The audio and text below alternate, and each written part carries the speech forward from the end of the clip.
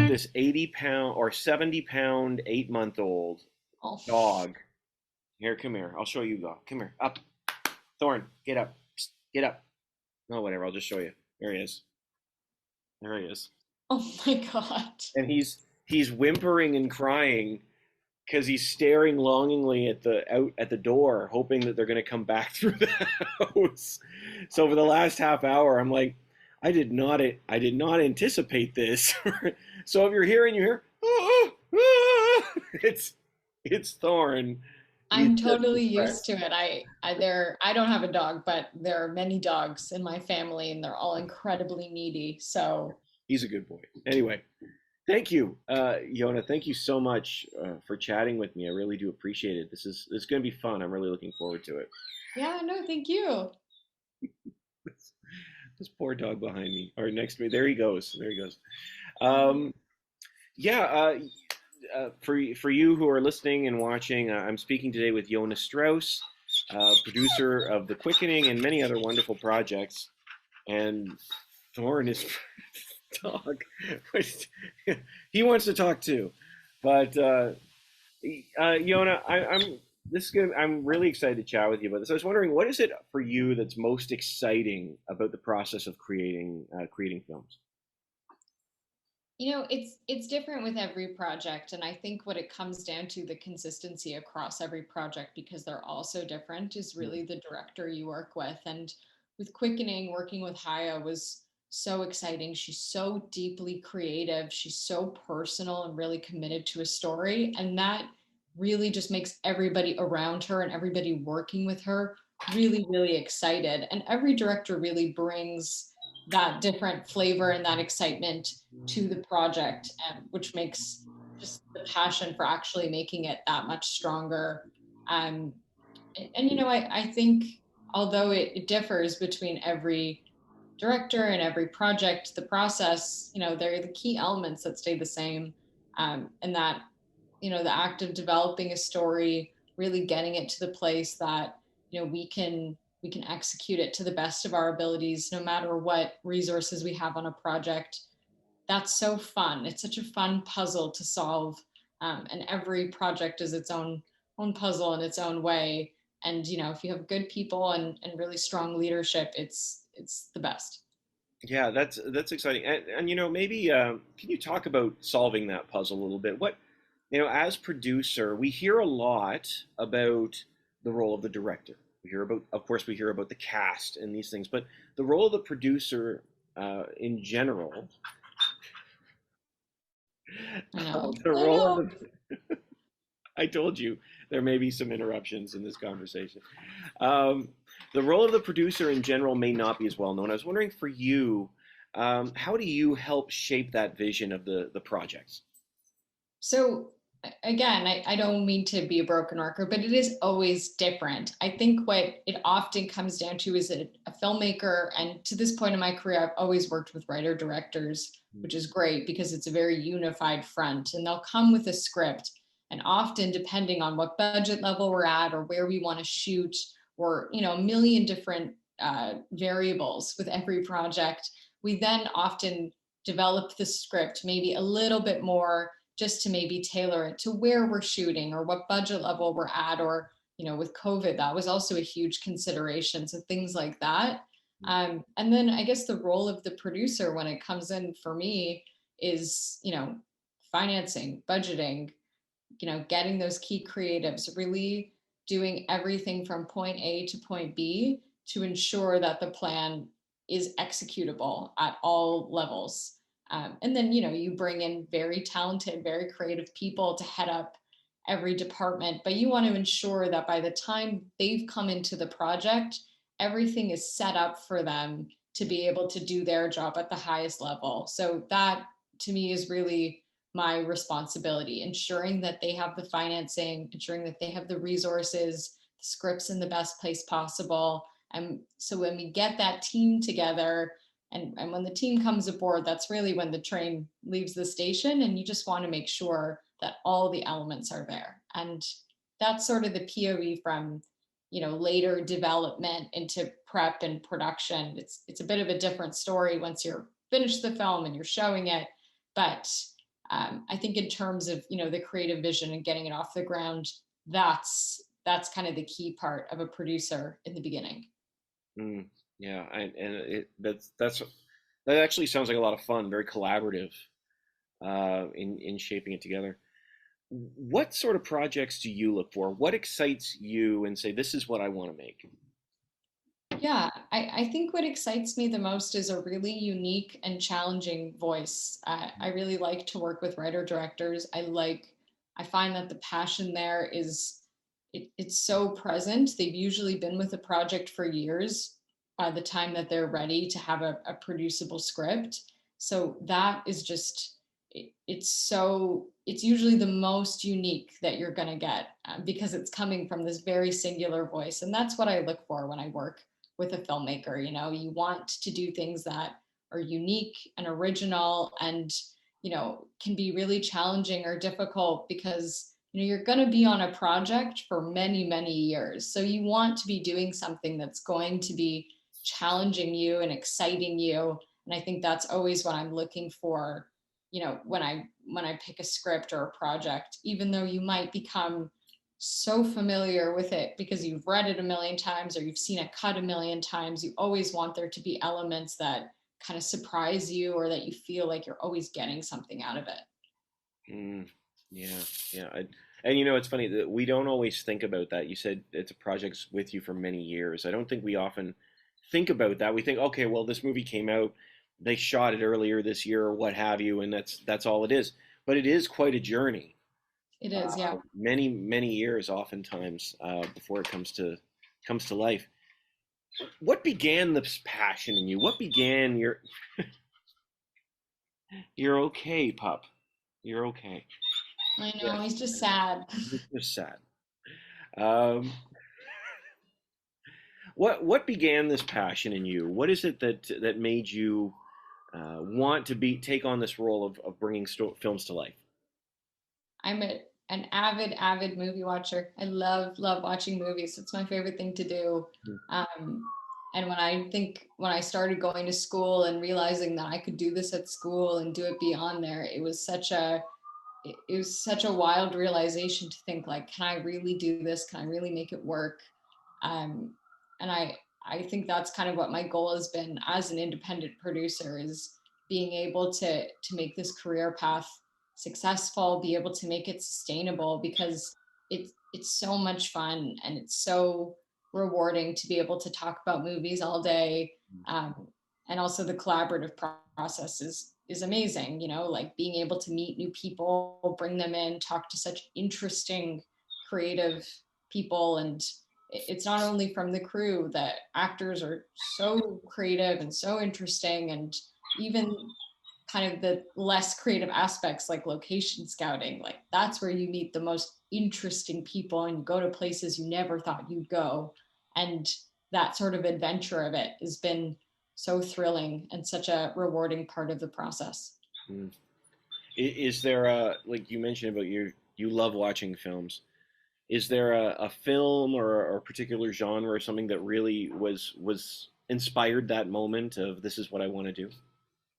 Well, my parents are really big cinephiles as well. They had like a standing movie date every Saturday night, and as a kid, I would come with them if they'd let me, and it was the greatest. And sometimes it wasn't the best selection because they would say, you can come if you want, but we're going to see $1 Million Baby, and I thought, okay, sure. And it was like this horrible experience.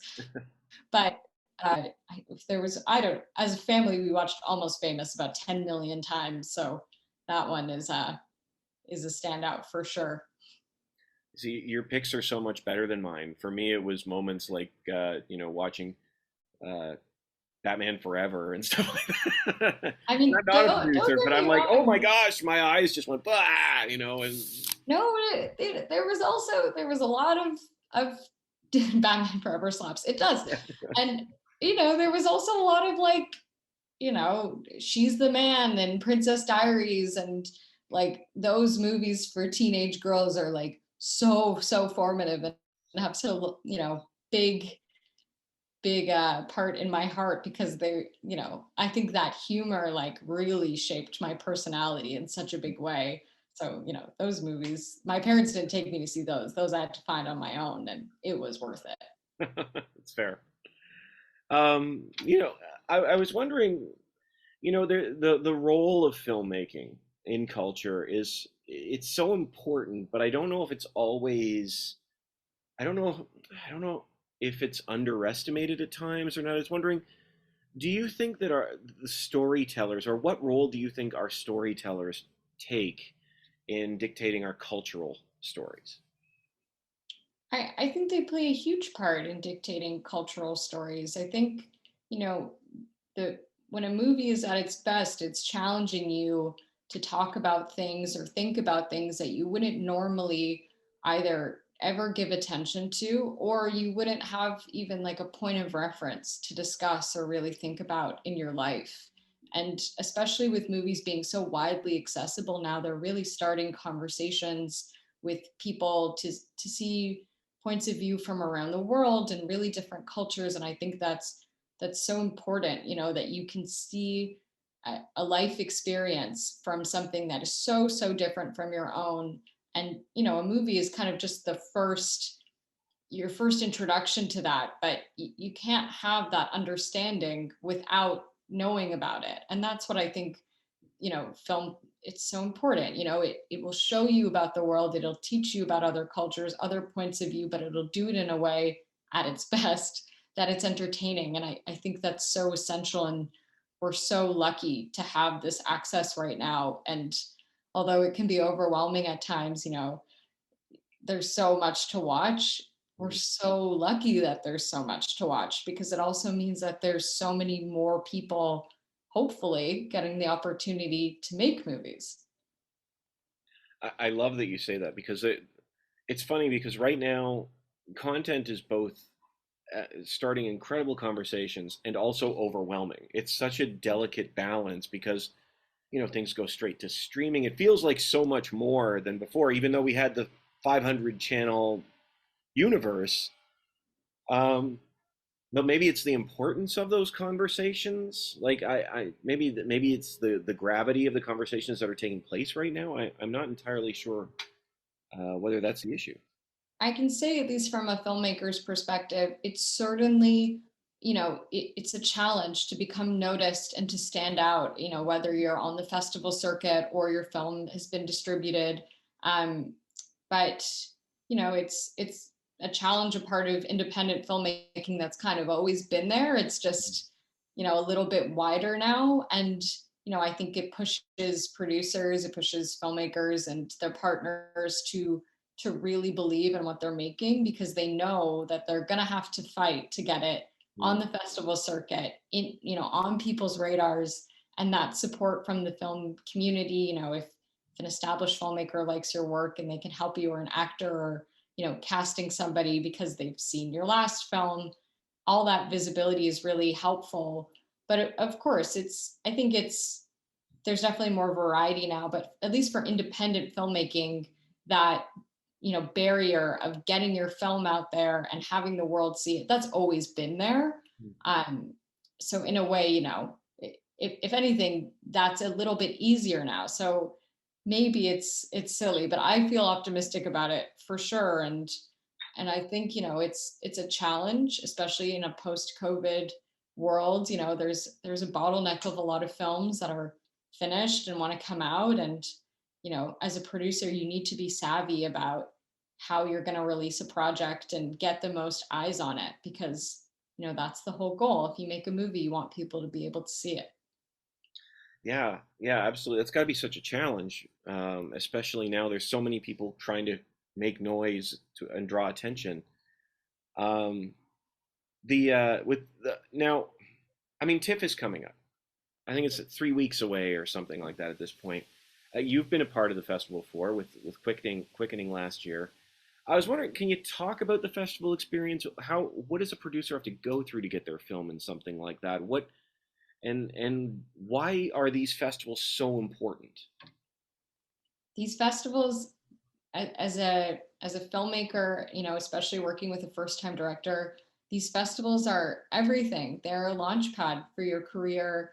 I'm so grateful to TIFF for the visibility that they gave Quickening. I've had other projects play there. White Lie played there in Of course. 2019, and it gives this platform for filmmakers, especially as a Canadian filmmaker, to have TIFF, really look out for Canadian filmmakers is always, it's such a pleasure. Their curation is phenomenal. And also, like, I think with every project, to get the project off the ground, you really just need that first person to say yes. Mm. Um, and that's why it's so competitive, because, to be that first person to say yes, you have to be the one that sees the goods, and, have the confidence to make that decision. But once the first door is open, it starts the whole process for your movie, and it just keeps that momentum going. Once you've had that seal of approval from the first person, it gets other festivals interested, and it gets distributors and sales agents and streamers and people online. It's a train that you so desperately need when you're releasing an independent film, to help get that visibility, help get those conversations started to a wide audience. And I'm so grateful to it. It's been a great experience so far. Mm. Yeah, yeah, and you've been a part of a number of festivals throughout your career, which is incredible. Brought your films there. Just focusing on Toronto, what is it that makes this environment so unique and so special? I mean, there are tons of film festivals. Some of them are fantastic. Some of them are just smaller. I think Toronto, last time I don't know what the count is now and whether COVID lowered it, but at one point we had like 70 festivals a year that no one knew about Mm-hmm. throughout the year. What is it about TIFF and the Toronto atmosphere that's so unique? Well, I think for one thing, TIFF is a Toronto institution. We're so proud of it. And, we love it so much. When I was at Ryerson, which is not even called Ryerson anymore, it's PMU now, but when I was at Ryerson, to be able to be a student and have this world-class festival, and they really make it such, with the talent that they book and the people that come, it's this very important pilgrimage for any filmmaker. To have access to that as a young person is so essential when you're kind of developing your love for movies, or if you're into them and you're trying to figure out, what your taste is, or what that, scene is like. To have this very, like, well functioning, well-oiled machine that's bringing in this talent from all around the world is so incredible. And I think it kind of speaks to what we talked about before, which in a big way is access. Mm. Like, it brings access to these movies that, we might normally not see. Maybe they won't play theaters, maybe they'll go to streaming, or they'll have a limited release. So to be able to have this big platform, it's such a treat. And I think Toronto is just, we're lucky and we know it. And it brings such a special energy to the city. I think with all of, the COVID restrictions that have had to happen, you could really feel the energy shift, especially when it comes to the festival, which is normally such a celebratory and energetic place. And you could feel it. Although they did a wonderful job last year, I'm very excited to go this year and, reunite with friends and be in full things, and really feel that energy of the festival again. I think it will be a very lovely and welcome return. You're not wrong. Oh my goodness. I remember, I guess it was 2020, and watching films on my laptop on my back deck. And I'm like, and it was funny because my wife said, "But you love TIFF. Like, I love TIFF." I said, "Yeah, but this is just like work for me. It's just I like know. this is normal film watching. I could pop Netflix on if I want, but there is something about that atmosphere that is like you said, they did a great job. They did the best they could, Hmm. but that in person experience is so special." Well, like the movie theater, at least for me, is like the last place that you go and nobody looks at their phone. You're not checking your phone, you're not checking your email, no text. Like, you're just where you are and you're present in that moment. And I I think you don't really get it anywhere else. It's so special. So watching movies at home, at least for me, the distraction is always creeping in. Yeah, and the pause button.